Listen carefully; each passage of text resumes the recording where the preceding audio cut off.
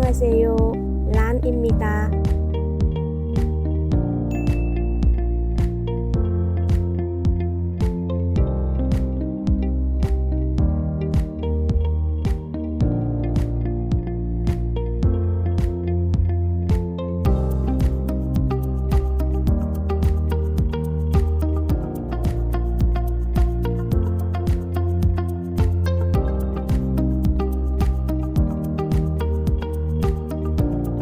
Suri Cafe, La Mai Sơn Homestay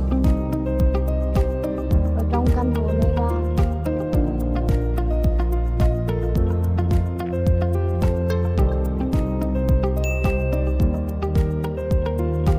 Căn hộ này ra, căn hộ này ra tầng 2.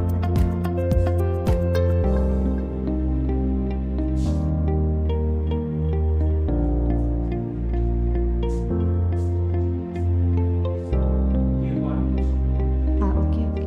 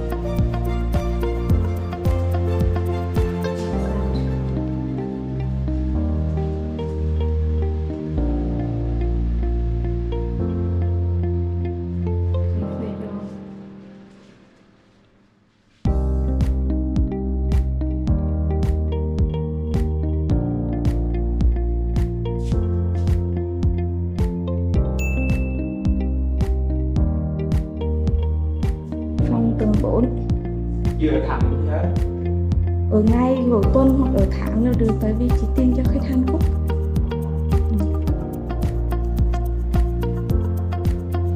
Phòng khách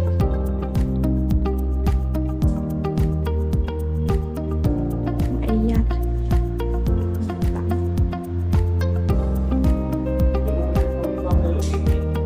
đầy đủ tiện nghi. Căn hộ 1 phòng ngủ.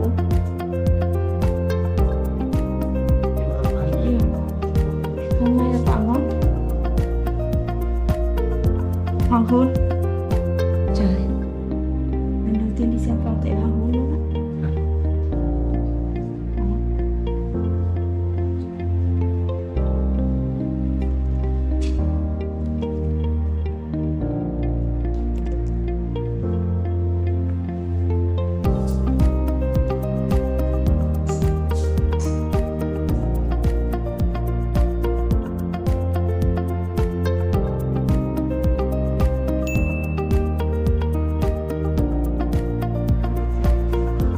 Đây chị chủ nha.